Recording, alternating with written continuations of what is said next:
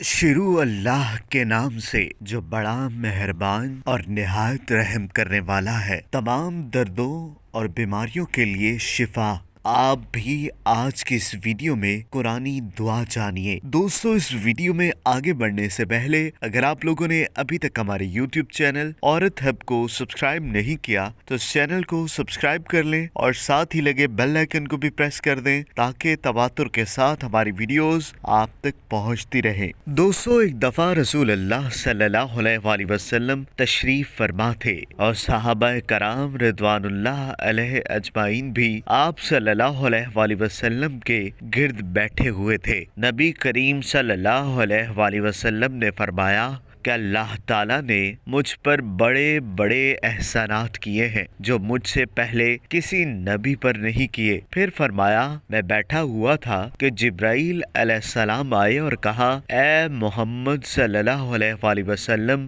اللہ تعالیٰ حکم دیتے ہیں کہ میں نے آپ صلی اللہ علیہ وآلہ وسلم کے پاس اپنی کتاب بھیجی اور اس کتاب میں ایک سورت ایسی بھیجی ہے کہ اگر وہ سورت تورات میں ہوتی تو حضرت موسیٰ علیہ السلام کی امت میں سے کوئی شخص یہودی نہ ہوتا، اور اگرچہ یہ سورہ انجیل میں ہوتی تو حضرت عیسیٰ علیہ السلام کی امت میں سے کوئی شخص نصرانی نہ ہوتا، اور اگر یہ سورت زبور میں ہوتی تو حضرت داؤد علیہ السلام کی امت میں سے کوئی شخص بت خانہ کا خام نہ ہوتا۔ یہ سورت میں نے قرآن مجید میں اس لیے اتاری ہے کہ آپ صلی اللہ علیہ وآلہ وسلم کے امتی اس سورت کی تلاوت کی برکت سے قیامت کے روز دروازے دوزخ کے عذاب سے اور قیامت کی ہولناکیوں سے بچ سکے۔ جبرائیل علیہ السلام نے فرمایا، اے محمد صلی اللہ علیہ وآلہ وسلم، اس خدا کی قسم جس نے آپ صلی اللہ علیہ وآلہ وسلم کو تمام کائنات کے لیے برحق